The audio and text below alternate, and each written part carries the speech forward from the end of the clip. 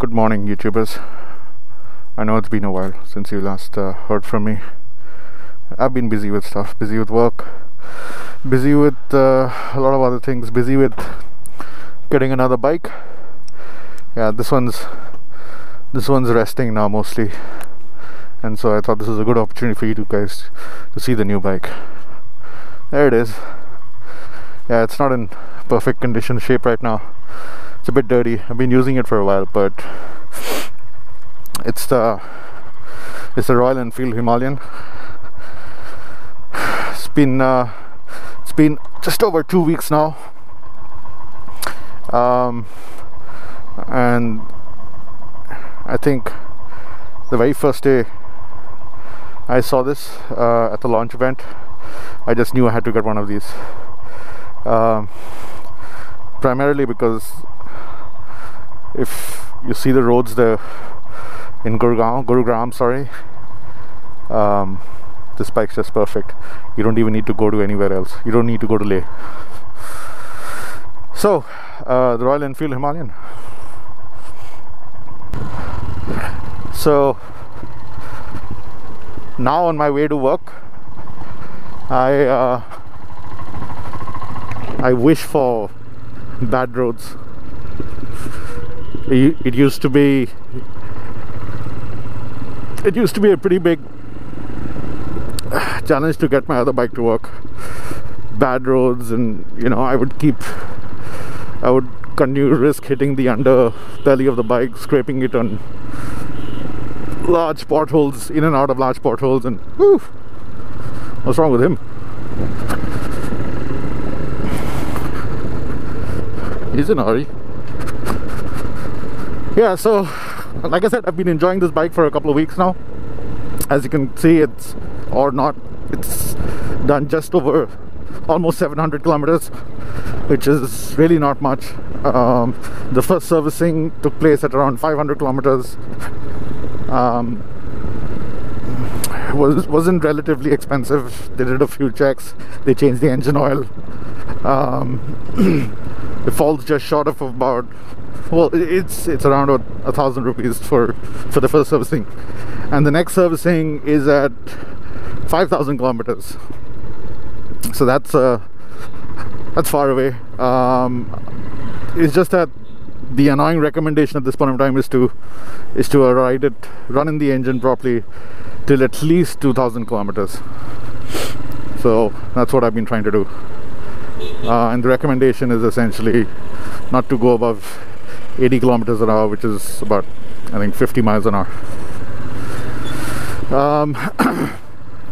So there are probably enough of reviews out there to tell you about this bike, but I didn't really see much from an owner's perspective, and that's what I'm hoping to do. I mean, the console is very straightforward and simple, nothing too difficult to understand. I don't intend to get lost in Gurgaon, but it gives you a compass when you're up in the Himalayas, I suppose. And so the arrow on the compass, I don't know if you can see this, but is always supposed to point towards the north, and then the alphabet just below it tells you direction that you're headed in. So if north is there, as soon as I take a right, that end should change to northeast, east, sorry.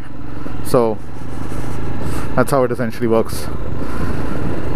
Other than that, you've got your trip meter A and B, you've got the trip averages, speed that you're running across A and B, you've got your RPM over there. The console has kilometers as well as miles. The inner dial shows you miles per hour, which only tells me one thing: they're probably looking at exporting this. I don't see any reason why you need to have miles per hour in India, but probably a good thing to know. It's not like Royal Enfield didn't come across with its fair share of niggles the day I got it from the factory, which I'll point out maybe a bit later.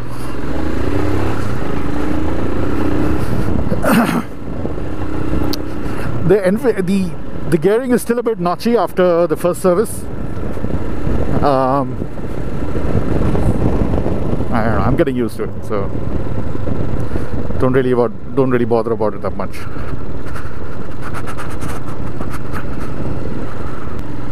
I search for bad roads now. I was so fed up with the fact, just to and fro from office every day, and my car was taking a beating, or it was my other bike that was taking a beating, and this one's just perfect. This one just flies over potholes. At least in the last 600 kilometers it did.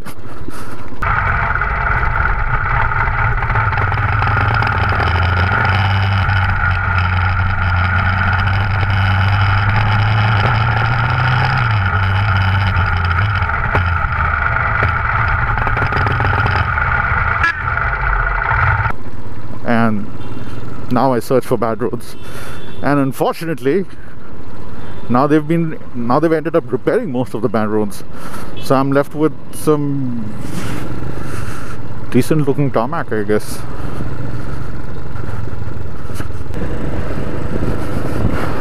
Look at this balancing act.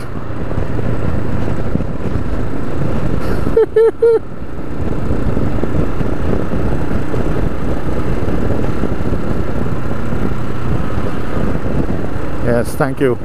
Thank you for spitting outside your car. You almost missed me. Idiot.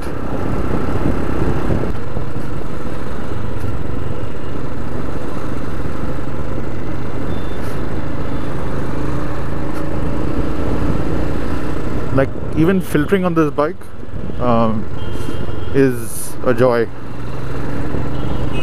The sweet spot is just between 3,000 and 4,000 RPM,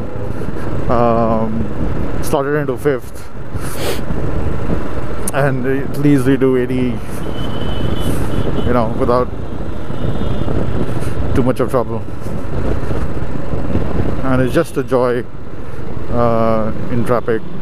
So at this point in time, even if there were bad roads, you don't need to reduce speed. It takes the potholes really well.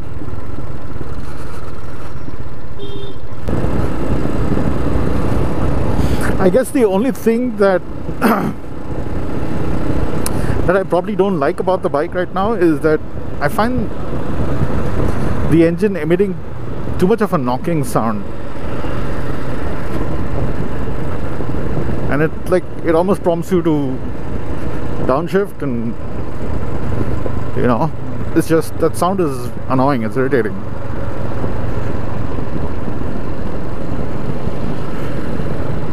And then sometimes when I slot it into second and I'm doing, I think maybe just under 20 kilometers an hour, it feels as though the engine's just going to break apart, and like there's a terrible knocking sound. Let me I don't know if I can get it on cam, but so this is 20 there.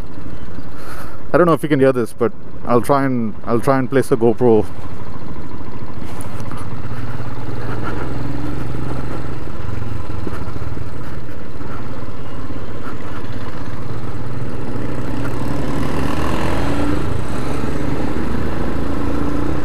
I'll try to place a GoPro next to the engine guard or something, and see if I can capture that sound for you.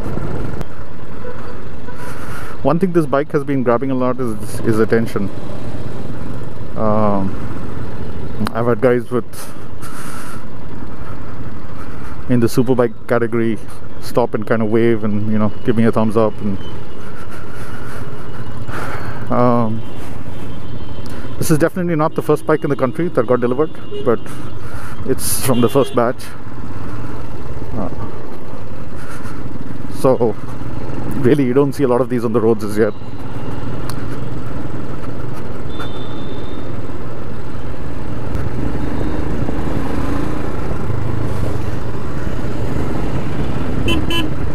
Oh yeah, another thing, the horn.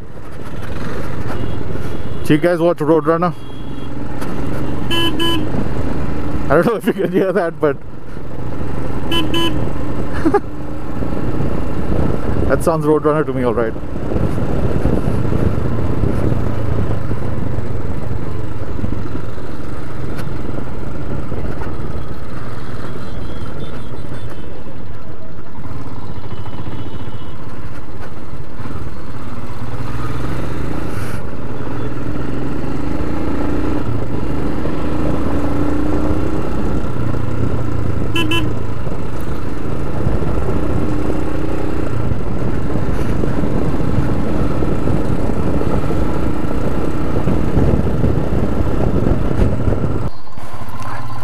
yeah, so I didn't really have much to say on this vlog, but I just wanted to make sure I introduce you guys to the new bike.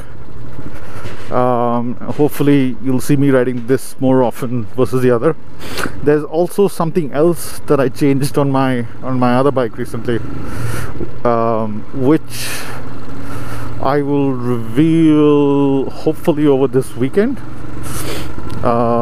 It's just another accessory that I put on that I'm kind of extremely excited about, to the extent that I was supposed to sell my bike and then I decided not to.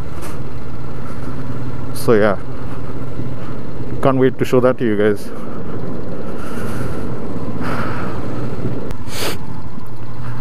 I'm going to sign off now and hopefully put up another video again soon. Until then, ride safe, stay safe, adios.